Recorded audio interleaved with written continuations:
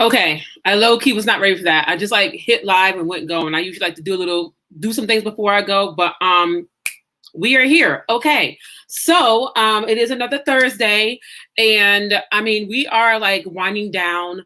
Thank you. I love when y'all share the videos and I get to see them from my phone. So make sure you are saying hi in the comments every time you come in the room. This is why I need y'all to say hi on Facebook, because on Instagram I know who's in the room. Like their names come out and go, hey. On Facebook, when I'm using StreamYard, I can't see your names. And I want to be able to acknowledge you as you come in the room. Y'all know how I am. I'm a social butterfly when I feel like it. So I want to be able to say hey to you all and throw you up on the screen and acknowledge you when you come in. So when you come in on Facebook, just say hey, tag some friends that you feel like might need this. This has been an entire series that I have enjoyed doing, that I definitely felt called to do. If you are new, I got a bunch of new followers. If you are new to me on Facebook or Instagram, my name is Shamar Latanya. I am an author, or I heard my girl Nzima Hutchins say, orator. I'm totally going to change my thing from speaker to orator because that just sounds so fly. But for now, I'm an author, a speaker, and a Christian life coach. I help women rebuild, transform, reclaim their power, boldly walk in purpose, align with God's will. I mean, there is one thing. It's one thing to become free. It's another thing to claim ownership of your freed self. And I want to make sure that as women are getting freer, they are really doing that unapologetically and walking in their purpose. So that is what I do, y'all, amongst a ton of other things. I am the good auntie. Am I still too young to be somebody's auntie? I mean, I am an actual auntie, but you know how we do. Like, do I need to be a little bit older? And for those of y'all who know my age, don't try to say nothing in these comments. But anyway, the good girlfriend who loves to tell the truth, because I feel like if I don't tell you the truth, how are you actually going to reveal? You can't heal what you don't reveal. Excuse me. So the past couple of weeks, we have been talking about rebuilding your life, taking back your power, and really staying focused while doing it. If you do it the right way, it's a long journey. Rebuilding should not happen like that. It really should take you a good while, because whatever you're rebuilding, you want to make sure it lasts. You want to make sure that it is generational. When I say generational, as you rebuild and as you get better, that then helps the generations behind you. So as you're rebuilding, as you're transforming, as you're reclaiming your power, you really should also be, knocking down generational curses, healing from generational trauma, so that everyone that you touch and that you reach out to is even better. One of the best things that I can say, my biggest flex, and I have many flexes, y'all. I'm not cocky, but I'm confident. And I have a lot of flexes. I work hard. But my biggest flex is the fact that my daughter is so much better than me. Like, who she is who I always is. How am I going to put this? Who she is now is who I always wanted to be. It took me years to be as wise as she is. It took me years to be as discerning as she is. She has it right now. And I have to believe that she just does not have a lot of the generational trauma or things that, we all tend to deal with and store up as women. I refuse to put it on her. So let's get into how we rebuild, transform, and reclaim. The past 2 weeks, when we started this series, the first thing we talked about is, what do you do when people are ridiculing you for starting your life over? What do you do when you're being ridiculed for how you choose to start your life over? What are you doing when you are being ridiculed for just deciding to start your life over and rebuild? It really is a courageous thing that you end up doing when you do that. We talked about that. We talked about the fact that when you make it through the ridicule, when you decide that nothing's going to stop you, people then begin to outright attack you directly in hopes to get you so worn out and tired and so worrisome that you don't do the rebuilding. Nehemiah they faced ridicule. They faced a threat of an attack. And this week, we're going to talk about the discouragement and fear that comes from it. So we are still in Nehemiah. And again, I don't read the entire chapters because we would be here all night. That's not what this is for. But you could definitely go back and read Nehemiah 4, 10 through 12. And so now we're in this place where we are talking about discouragement and fear. So where we are right now, they are rebuilding this wall. They have had the courage to say, we want a new wall. We want to rebuild this wall. And they are putting the wall back together. They are, and it's hard work, as I told you. Many of you have had the courage and fear to get up and say, life can't be this way. I want something better. I want something new. They have dealt with the ridicule, made it past that. They have dealt with the threat of an attack, made it past that. They are still building the wall. So now I have to believe that we are halfway there. So as they are building this wall, what's happening is, and let me get to my notes. What's happening is now the people are getting discouraged. As they're building this wall, they're at the point now where it's like, okay, we're discouraged and we're fearful. They are still fearful of the threat of attacks. They are still fearful of looking like they are being traitors to the king. They are still fearful of people coming at them. They are just living their lives in fear. It is possible to rebuild your life and still have this fear of, I mean, you can get past it, but this gnawing fear in the back of your head of what are other people going to think, say, or possibly do. We all have dealt with people who have been malicious to us in our lives. And this is where they are. So now we're here and they're saying the strength of the laborers is failing and there's so much rubbish that we are not able to build the wall. So they're at the point where they are building this, they are rebuilding with one hand, fighting off attacks with the other, and now they're just tired. They're halfway through the construction. And they're like, this is enough. Discouragement is setting in. And many of you are halfway through your process, your journey of rebuilding, transforming, and reclaiming. And in that process, you have been consistent. Like literally, I'm like me talking to me. You have been consistent. You have heard the ridicule, but you haven't let it stop you. You have been under attack, but you haven't let it stop you. You may have, knocked back a little bit, but you came back out swinging, right? And so as you're doing that, you're going and you're rebuilding and you're putting things back together. And what do I need and what do I not need and who can stay and who can go? And one day you wake up and you are tired. Your strength is waning. You've been progressing. You've been working. You've been moving. And it feels like because there's so much to build, it feels like I'm just not building quickly enough. I'm just not building enough. And God forbid you start thinking about, other people's walls or other people's lives. Or God forbid you start thinking about, when you felt like things were so much better and you feel like it's never going to compare to theirs or what it was. And here you are rebuilding this thing that looks still a little janky. That's when discouragement begins to set in. It is right when we are at the halfway mark where we start to get negative. Those thoughts fill our minds. And if things that seem impossible that once seemed possible for us now seem very impossible. Discouragement comes. If you see me looking over, I'm looking at my notes. Discouragement comes when you're right at the point of no return. What I mean by that is you have gone too far to where you don't want to go back because you've come this far and you can't relinquish. That's what we call the point of no return. You ever ran, I remember my first 5K that I ran, I never ran one again, never did it again. But I remember being so tired as I was reaching the finish line and it was like, okay, you're already halfway here. No matter how tired you are, you might as well finish. That's where they were. And a lot of times that's where you all get to. That's where we all get to. We're at the point of no return. We don't want to start over because that's too far back. But we are tired. And this has just been enough. And I remember so many of us, and I remember building this business and thinking, I'm 4 years in now. There are so many times where I just wanted to quit. I wanted to say, this is enough for me. I don't want to keep thinking this hard. I don't want to keep thinking this much. I have to hire all these different coaches and people, and I'm doing a lot, and I don't want to do this anymore. But at that point, I had been like a good 2.5 years in, 3 years in. Why stop now? Okay, good, Mary. I'm glad you need to hear this. And then now this year, all hell breaks loose in my life. And once again, I want to quit. I actually did. I remember crying out to God this summer, like, I quit. I don't want to do this anymore. And I'm going to be honest with you. There are some times where I don't want to do lives or I don't want to do videos because the numbers are low and the engagement is low. And I don't want to do this anymore. But look at how far I've come. So why go back now? But that discouragement, that is the point where you stop and think, okay, am I going to stop or am I going to continue going?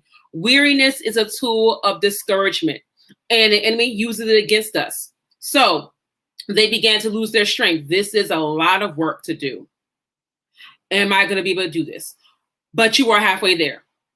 So that's the first thing that comes up with discouragement. The second thing in the book of Nehemiah, around verse 10, they say there is so much rubble to be moved. We'll never be able to build the wall by ourselves. There is so much waste that they have to sift through. Now they're looking at everything that's around them. There's so much waste that we have to sift through. There's so much rubble. There's so many different fragments of stone, brick, concrete, the debris from the demolition of all the buildings that when the walls were torn down. We can't do this. So that's the next thing we think about. I still have to rebuild and then deal with all the rubble of what's left behind. People that are left behind. Ideologies that are left behind. Old ways that are left behind. What do I do with all of that now?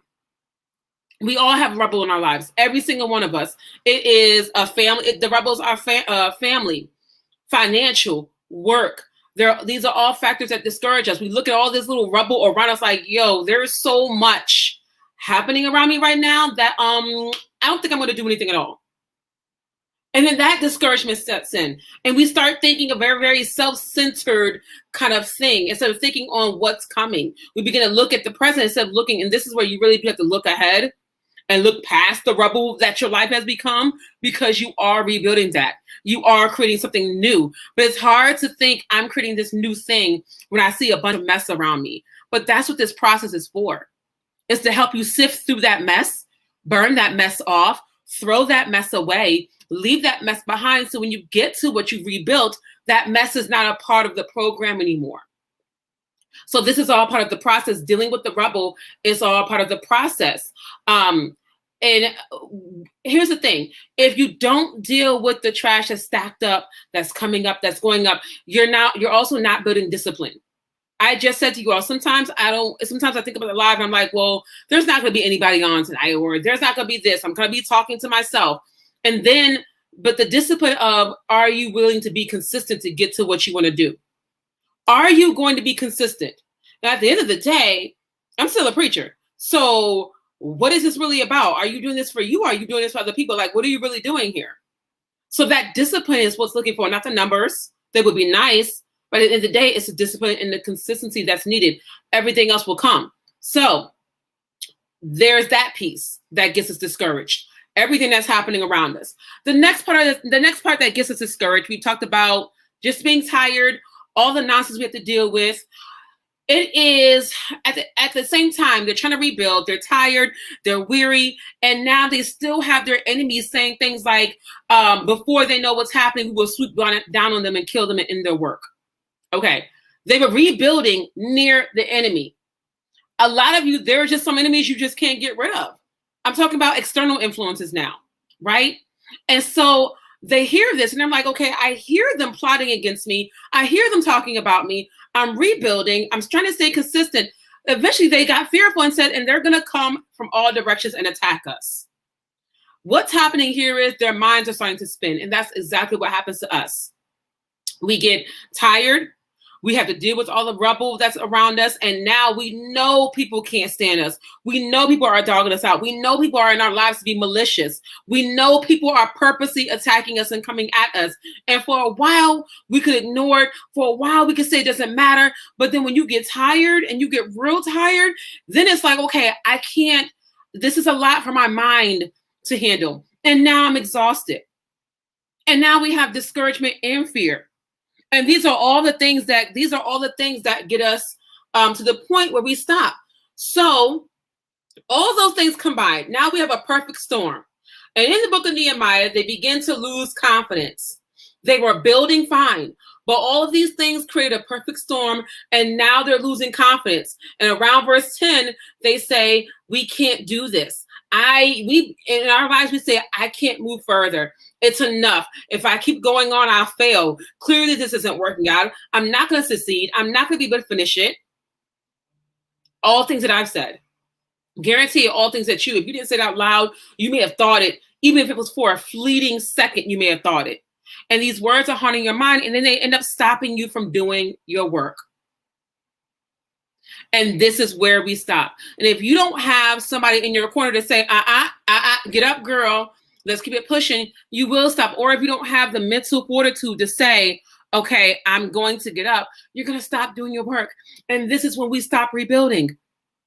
Because all of those things have now gotten to us. These are all the factors that cause us to stop. You either have to have a good leader in your life, or you've got to step up and become a good leader. What I am encouraging you to do is this. It's great to have a good leader in your life. But what I'm asking of you is to step up and become a good leader. I'm asking you to become the leader that you are looking for. I'm asking you to become the leader that you need. Because people are going to come and go. And some leaders may not stay with you your entire life. But it's always going to be you, right? So I'm asking you to become the leader that you need right at this moment. So if I can have you stop her right now and take a deep breath and know that God has placed everything within you that you need to succeed and rebuild your life and build the life that you want, you have it all within you. You very well could be, you very well are the leader that you are looking for. You've just got to believe in yourself again. So how do we get to the point where we overcome this discouragement? I don't know who y'all be calling on. Step one. I don't know who y'all call on. All I know is I call on God, okay? I call on God. Nehemiah, that's what he always did. His first response was to go into prayer. Nevertheless, we made our prayers to God, and because of them, we set a watch against them day and night. Okay. Nehemiah knew where his help came from. It came from above. So you have to have faith in something bigger than yourself. If you're on my page, I guarantee you best know I'm not going to say the universe. I'm going to straight up say, God, this is my page.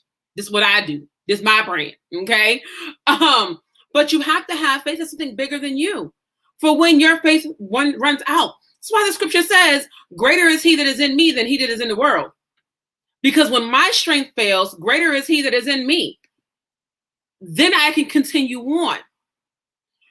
Prayer has the power to break through everything and renew us. Prayer brings victory. Prayer is the best antidote for discouragement.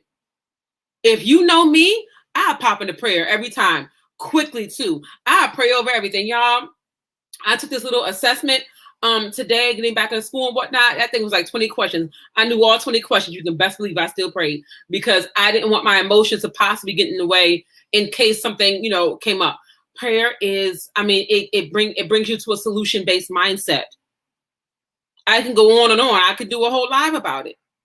But you've got to be able to take a breath and pray to something higher than you. Like I said, you're on my page. I'm going to say God. All right. The next thing, you're weary, you're tired, you've been rebuilding.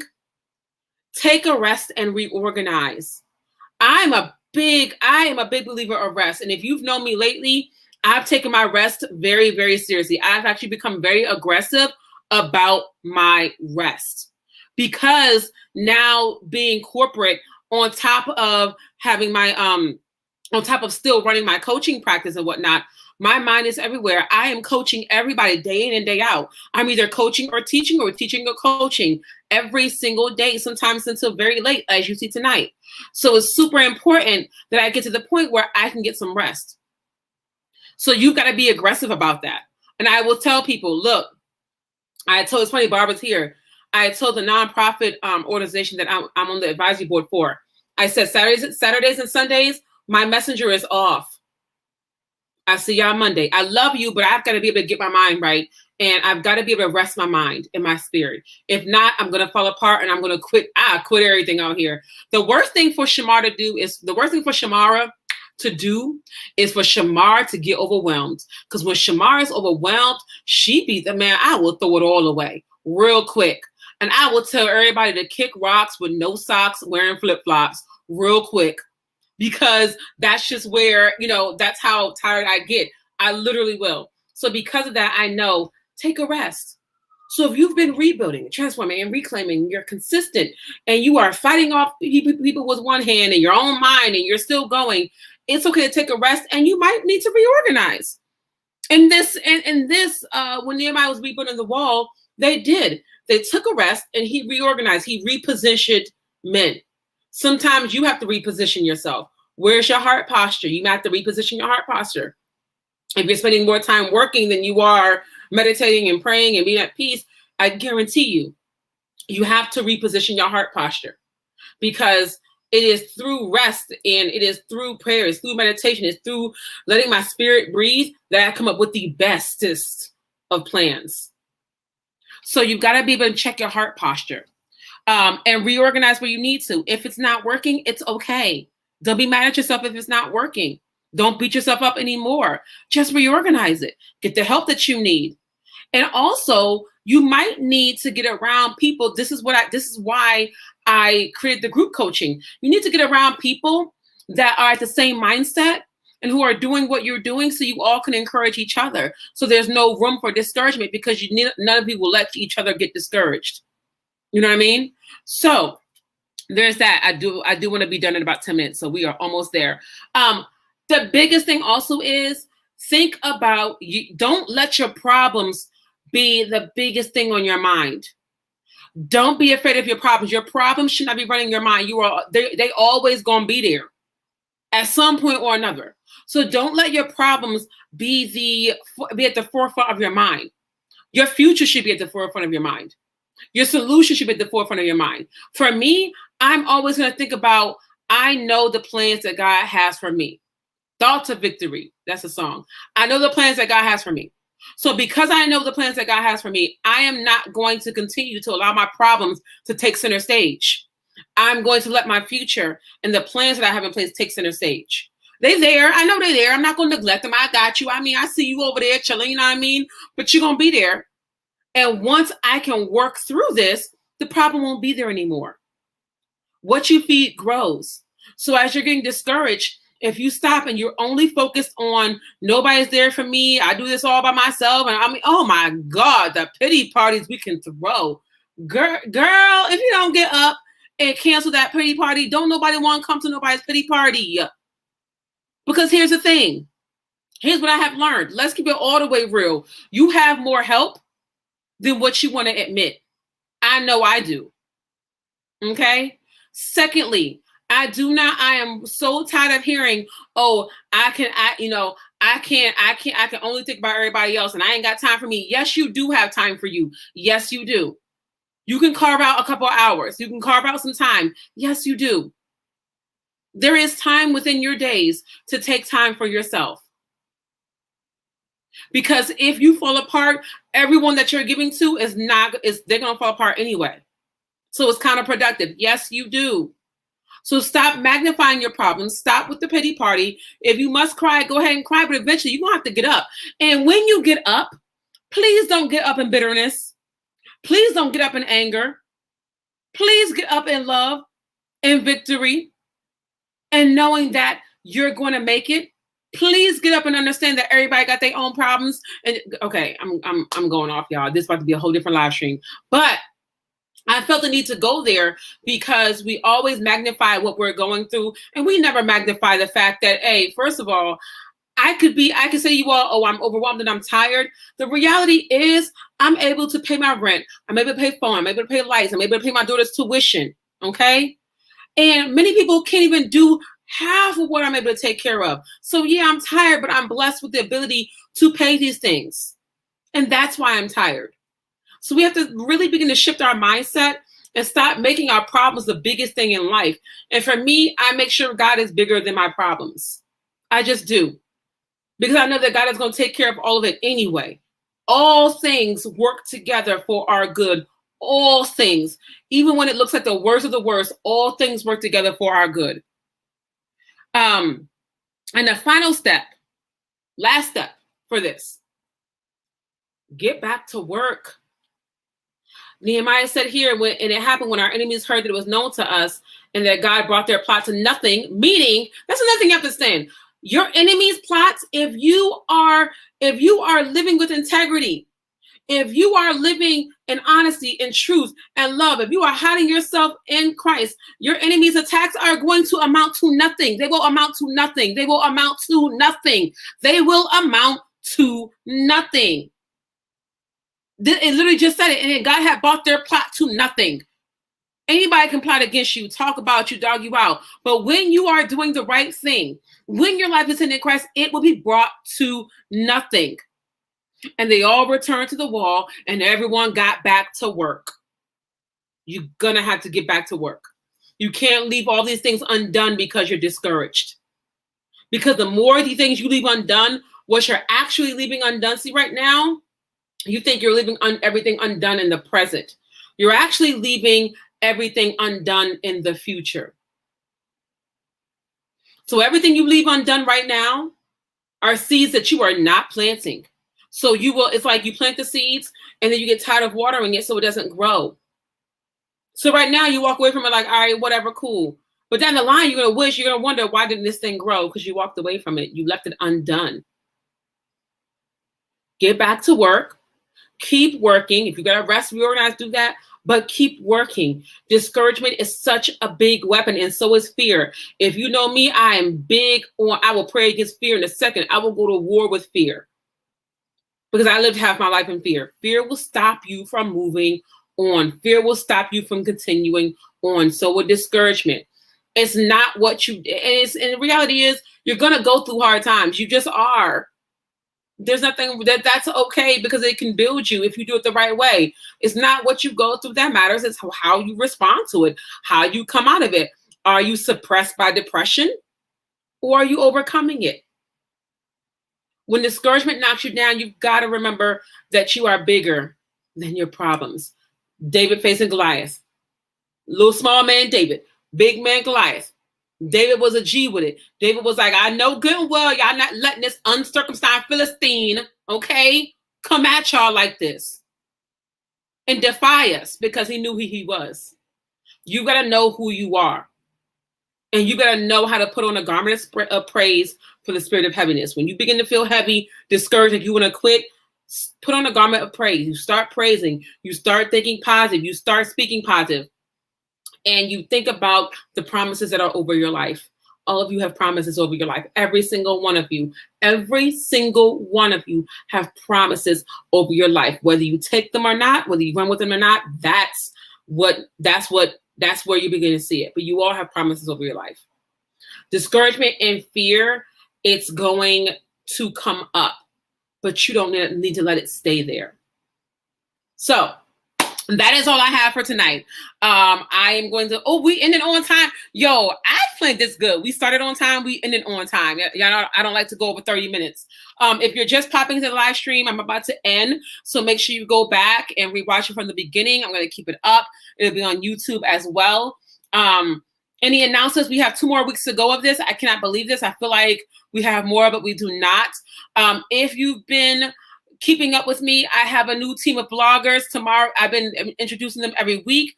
Tomorrow, I'm going to release the blogging page, and you'll get to actually go there and read more about the bloggers.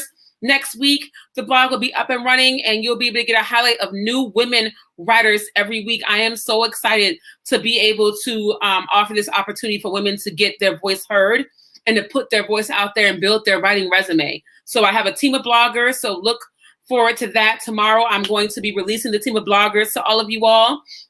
Well, I've been releasing the team of bloggers all week. Tomorrow, you'll get the actual page to read more about them. Next week, what are we talking about next week, y'all? Next week, we are still in the book of Nehemiah next week. Next week, we are going to be talking about actual distractions, okay? What to do when you're rebuilding and you actually get distracted. Next week is going to be funny because I'm going to give you a hint. My distractions that have me like my sermon that I told you I wrote, I can't come down. Hey, that's my first lady. Hey, girl. My distractions that I have to be mindful of are definitely men, especially if they are fine. Okay. So next week we talk about the distractions. If you built yourself up this high, you can't come down, girl. Okay. You cannot come down. I have to tell myself that all the time. So next week we are in the book of Nehemiah still talking about distractions. They tried to distract Nehemiah to get him to stop building that wall and come meet with them. We're not doing that. Okay. We're not coming down. We're going to stay right where we at.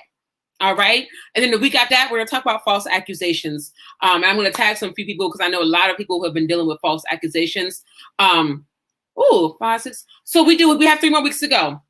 And then after that, we're talking about false prophecies. What do you do when people give you bad advice? And we've all heard these things that are just not true. So what do you do? How do you make it past bad advice? So we've got 3 more weeks to go of this. I thought it was 2. It's 3. My bad. Y'all know how I am about series. I be miscounting the weeks. Y'all know y'all love me, so y'all gonna come back anyways. Period. So I will see you next week. Hello, Bishop. All right. That's all I have. I will see you next week. And yeah, that's it. Have a wonderful evening, everybody.